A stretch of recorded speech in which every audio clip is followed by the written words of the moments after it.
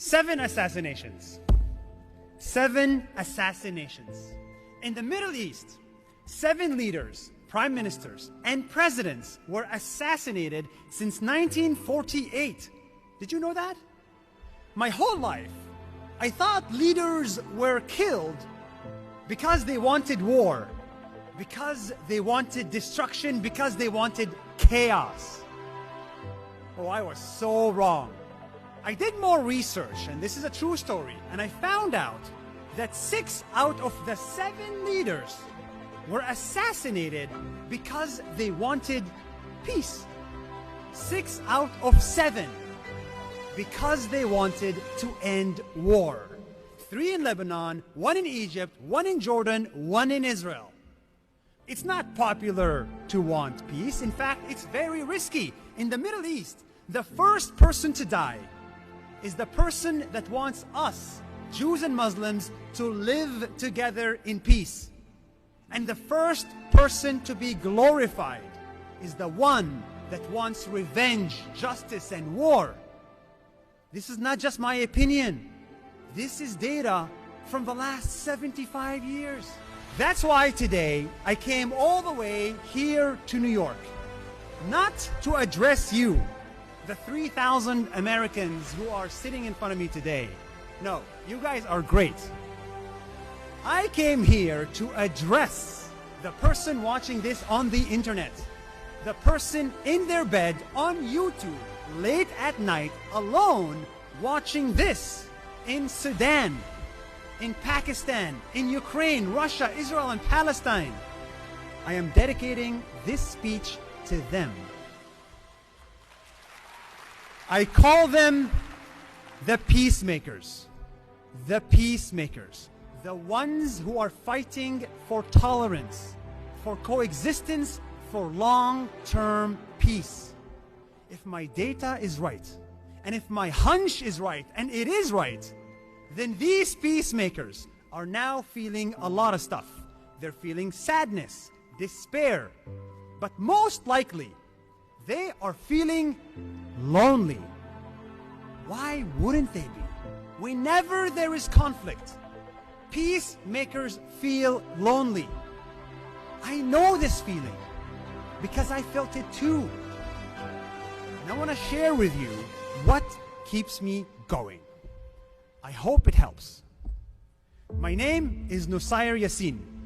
I was born and raised in Israel as a Palestinian. This is a background I do not recommend on my worst enemy. Israeli citizen, but Palestinian origin? You are born a controversy.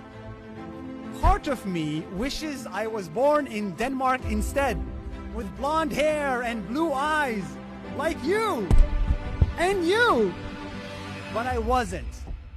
I was born in northern Israel with this face. And ever since I was a kid in the village, I was confronted since day one with conflict and hatred. Everyone around me who spoke Hebrew hated the Arabs. Everyone who spoke Arabic hated the Jews. But that did not make sense. I never believed in hate. I always believed in peace, tolerance, and coexistence, even as a child. I think I got these crazy, controversial ideas from my dad. So thank you, Dad.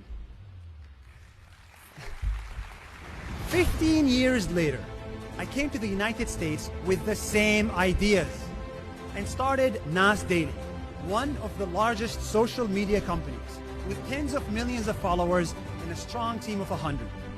I ran it for 8 years under one mission: bring people together. That's it. And then October 7th happened. The world changed. Everything became upside down. Bring people together? Get out of here. It's time to get justice. It's time to kill or be killed. It's not the time for together. It's time to destroy the other, especially if they're Jewish or Palestinian. So I did what we always do: remind people that coexistence is the only solution. My Jewish partner Alex and I created a video to promote Jewish and Muslim tolerance and coexistence. to call for two states for two people, for peace between the Israelis and the Palestinians, who are equally indigenous, who are both here to stay. But that message, that exact message, is not popular. Remember the number I shared above? 6 assassinations. It is not popular to call for peace, whether you're a leader or a follower or a silly YouTuber, especially at times of war. And I felt that on my own skin. Immediately after our message, I lost $1 million deal. I lost 10 friends and created 10 million haters. That was the price I paid, and I was willing to pay it. And I'm not the only one. I'm not the only one paying the price. To the person watching this on the internet, through these cameras, the peacemakers, the ones who feel lonely today, you can relate, because you pay a price too. Every time you speak up, someone tells you to shut up. Every time you think we shouldn't fight, someone tells you that we should. But something inside of you tells you to keep going. Something inside of me tells me to do that too. What is that thing? Why do we keep going when this stuff is so hard? Why don't we just chill at a beach in Mexico and do makeup videos and drink cocktails? I think I found the answer in a religion I recently studied. It's all the way in India, in Hinduism. In Hinduism, they believe in the concept of dharma.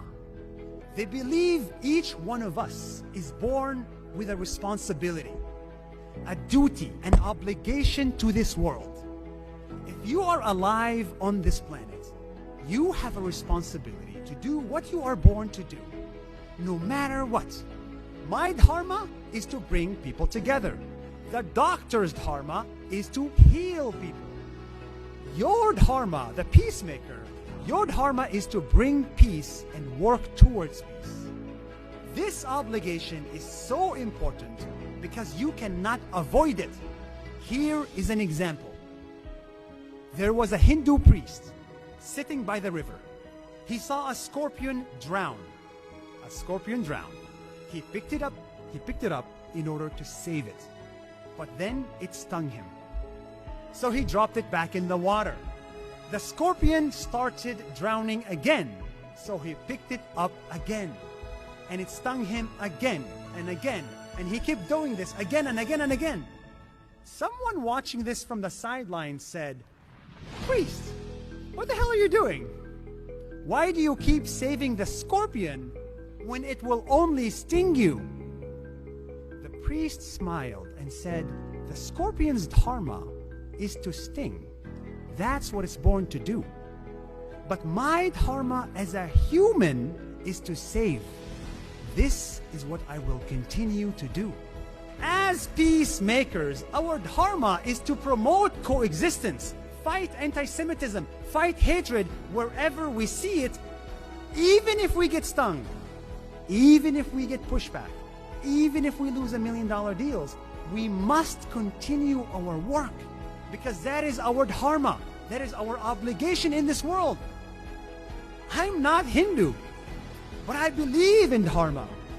And I know Daniel Pearl did that too. The biggest example of this, the guy whose name is on this award. His obligation in this world was to bring people together. Unfortunately, he paid the ultimate price for his work. And I'm here today because of him, to continue his dharma and mine. Dear peacemakers, we all pay a price for speaking up. But if you notice, we have no option but to speak up.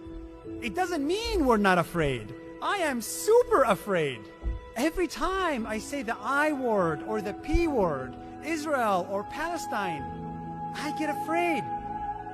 Courage does not mean you're not scared or afraid. Courage means you are scared. You know the price you're going to pay. You know the consequences of what you're going to do, but you're willing to do it anyway. That's the definition of courage. To the peacemakers, whether in Ukraine and Russia, Israel or Palestine, remember that the world is divided into two worlds. Short-term world, long-term world. In the short term, the world will make you pay a heavy price and feel lonely. But in the long term, the world will bend towards you. It will bend towards coexistence. I believe in that. Because I am Israeli and Palestinian, I saw a glimpse of the future. I saw coexistence and lived it. I saw my Palestinian mother and father who hosted 30 Jewish people in their home like they are one big family. I saw my Jewish American friends in Ohio, the Jacobs family, who hosted me in their home 15 years ago. And because of them, I got into Harvard and came to America. That's the future I want to work towards. In the long term, we will wake up and thank the peacemakers, the ones watching this on their phone right now late at night, the ones feeling lonely today. Your work will pay off in the long term. That coexistence dinner you hosted, it will pay off. That peace camp you advocate for, it will pay off. That rational post you made on Twitter, I'm not sure anyone saw that because it's Twitter, so maybe that will not pay off. For those that are still not convinced, I want to leave you with one last story. Also a true story. This time not from India, but from Japan. I went to Japan specifically to visit two cities. The only two cities in the world where nuclear weapons were used. Hiroshima and Nagasaki. The US dropped 2 nuclear weapons in 1945. And just like that, more than 200,000 people vanished. The 2 cities were wiped out. When I landed in Hiroshima and Nagasaki, I immediately started crying. The history is too heavy. The suffering is too great. That's why I expected to see a lot of angry Japanese people. People angry at America, angry at war, people who want revenge and justice. It only makes sense. But here is what surprised me. I went around Hiroshima and Nagasaki looking for people who hate America, and I could not find any. Even nuclear attack survivors don't hate America. They don't hate because, according to them, peace does not flow from hate. And peace is what they want. 77 years later, today, Hiroshima and Nagasaki are fully rebuilt. And in those 2 cities, there is a museum to remember the past. You would expect the museum to be called the War Museum, the Tragedy Museum, the Anger Museum. But you know what they called it instead? The Hiroshima Peace Museum. We can't forget our past, but we can choose not to continue the past, the hate and the anger. If you still doubt peacemakers, then look at the US and Japan, look at Israel and Germany, look at how far nations can come in just one generation. Today, we still don't have peace between Ukraine and Russia, Israel and Palestine, Jews and Muslims, India and Pakistan. Today is the short run. But remember, if we continue our work, the long run is different. In the short run, we lose, we die, we get assassinated, we get lonely and afraid.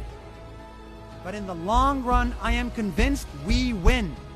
We can end conflicts, we can end hate, and we can bring peace to this world.